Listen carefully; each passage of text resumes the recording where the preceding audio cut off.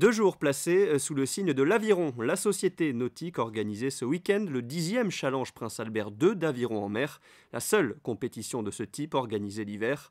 Plus de 400 rameurs internationaux venus d'une cinquantaine de clubs européens étaient réunis en principauté, avec des courses de 6 km le samedi et de 3 km le dimanche.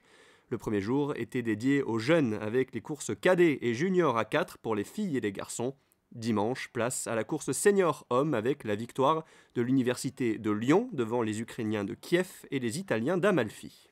Hier on a fini deuxième, donc on a vraiment à cœur de faire une bonne course aujourd'hui et on voulait partir vite.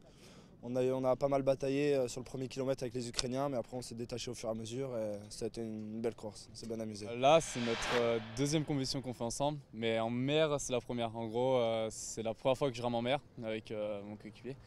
Et en fait la seule compétition qu'on a fait ensemble c'était les championnats de France universitaires l'année dernière, sur Rivière. Donc ouais non, franchement c'était une compétition super intéressante, c'était vraiment marrant. On a vraiment pris du plaisir à le faire et c'était vraiment cool. En rivière, on est un milieu stable, il n'y a pas trop d'incertitudes liées aux vagues et tout. Donc c'est vrai qu'en mer, on perd bien nos repères, c'est pas mal.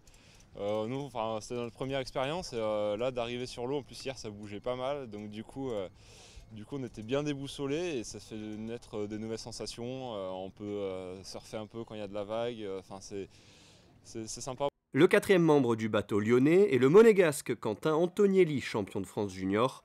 Membre du Pôle France, il vit désormais à Lyon où il s'entraîne sur la base de Miribel-Jonage. On a chacun un programme d'entraînement spécifique.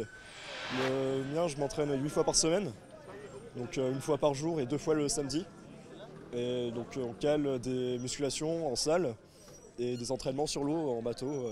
On est à 3 muscles par semaine et tout le reste en bateau. Les prochains objectifs, c'est les championnats d'Europe, moins de 23 ans, qui sont à Belgrade. Ensuite, ce sera la Coupe du Monde d'Aigbelette, en Savoie, en France.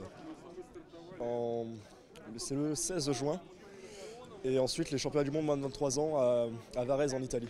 C'est l'équipe de Cassis qui a remporté le challenge par équipe devant San Michele et Monaco. Rappelons que Monaco a pour ambition d'organiser dans un futur proche les championnats du monde d'aviron en 2016 ou 2017.